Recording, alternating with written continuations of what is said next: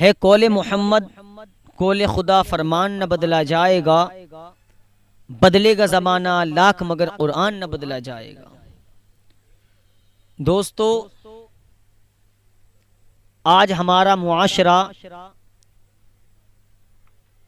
دین سے بہت دور پہنچ چکا ہے۔ آج ہم اس کنارے کھڑے ہیں جس کنارے ہمیں کھڑا ہونا نہیں چاہیے تھا۔ اللہ تبارک و تعالی قرآن مجید میں ارشاد فرما رہا ہے، یا ایھا الذین آمنوا استعینوا بالصبر والصلاۃ ان اللہ مع الصابرین۔ اے ایمان والو، مدد چاہو صبر اور نماز سے۔ ان اللہ مع الصابرین، صبر کرنے والوں کے ساتھ اللہ ہے۔ لیکن ہم نے اس قرآن کو اتنے ہلکے میں لے لیا، اس قرآن کو ہم نے یہ نہیں سمجھا کہ اس کا پڑھنے کا کتنا ثواب ہے۔ وہ قرآن جس کا پڑھنا ثواب، وہ قرآن جس کا چھونا ثواب، وہ قرآن جس کا دیکھنا ثواب، وہ قرآن جس کا پڑھانا ثواب، وہ قرآن جس کا پڑھنا ثواب۔ لیکن پیارے دوستو، ہمارے معاشرے میں قرآن خوانی اور قرآن خوانی کرانی بھی چاہیے، کیونکہ اللہ تعالیٰ نے قرآن مجید میں شفا بھی رکھی ہے، رحمت بھی رکھی ہے اور برکت بھی رکھی ہے۔ اس لیے اس میں اللہ اور اللہ کے رسول کا، اللہ کے نیک بندوں کا ذکر ہے۔ لیکن پیارے دوستو، سچے دل سے بتانا، جب کوئی ہمارا نوجوان بھائی کسی مارکیٹ میں دکان کھولتا ہے تو وہ دوڑے دوڑے مدرسے پہنچتا ہے، چاہے وہ مدرسہ نور العلوم میں پہنچے جو ہمارا مدرسہ ہے الحمدللہ، یا کسی جہاں بھی اپنے ممالک میں، شہر میں، گاؤں میں جو بھی مدرسہ ہو۔ اب اس نے مارکیٹ میں دکان کھولی کسی بھی چیز کی، چاہے الیکٹرونک کی یا کپڑے کی، تو ہر ایک مسلمان کی خواہش ہوتی ہے کہ میں کام بعد میں شروع کروں گا، پہلے میں اللہ کا کلام اپنی دکان میں ضرور پڑھواؤں گا۔ اچھی بات ہے، میں منع نہیں کرتا، گھروں میں قرآن خوانی ہونی چاہیے، دکانوں میں بھی قرآن خوانی ہونی چاہیے۔ لیکن پیارے دوستو، ہم نے یہ دیکھا ہے، ہم بھی قرآن خوانی کرتے ہیں اور ہم قرآن خوانی میں جاتے ہیں۔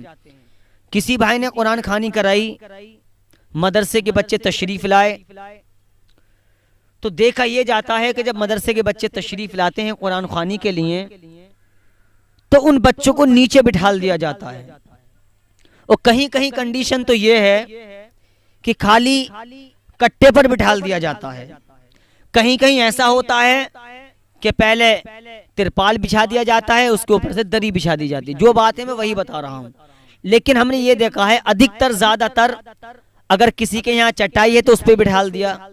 اچھا یہ بتاؤ، مہمان رسول ہے طالب علم، اللہ کے رسول کا مہمان ہے طالب علم، کیا اس کی یہ شان ہے کہ یہ قرآن کو بھی نیچے بیٹھ کر پڑھے؟ میں یہ نہیں کہتا کہ نیچے بیٹھ کر نہیں پڑھا جا سکتا، لیکن میں جو بات بتانے والا ہوں قرآن کے تعلق سے، اس پر غور کرنا ہے تمہیں۔ قرآن کی تلاوت کرنے کے لیے مدرسے کے جب بچے آئے، ہم نے قرآن خوانی کرائی، ٹھیک ہے، ہم نے ناشتہ بھی کرایا، ٹھیک ہے، ناشتہ کرایا، بچے مدرسے کے چلے گئے۔ ہم کچھ گھنٹوں کے بعد کیا دیکھتے ہیں، جس دکان میں ہم قرآن خوانی کرا کے آئے ہیں اس دکان میں اب گانے بج رہے ہیں، اس دکان میں ڈانس ہو رہا ہے۔ اب اس دکان کے اندر جب مدرسے کے بچے آئے تھے تو ہم نے پلی پر نیچے بٹھا لا تھا۔ قرآن پڑھنے والوں کی یہ شان ہے کہ اس کو تم نیچے بٹھا لو۔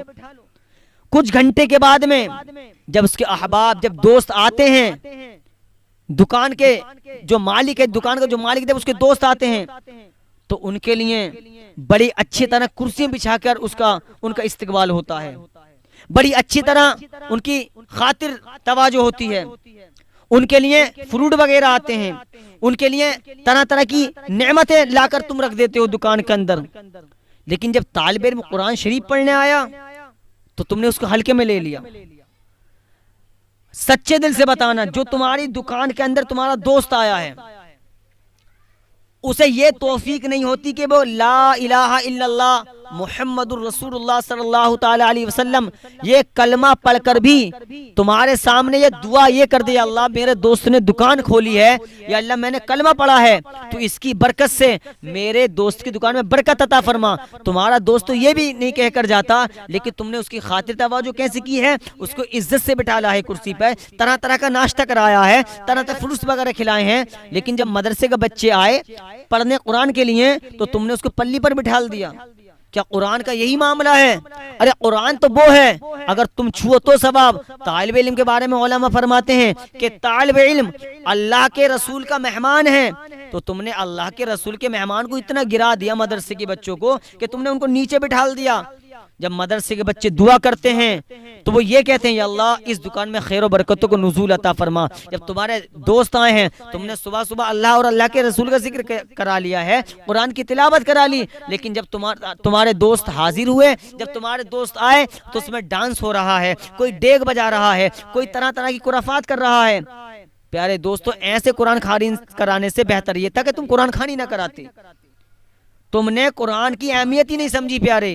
اگر اہمیت سمجھتے تو طالب علم کو، مدرسے کے بچوں کو بڑے ادب و احترام سے بٹھالتے، ان کا ادب و احترام کرتے۔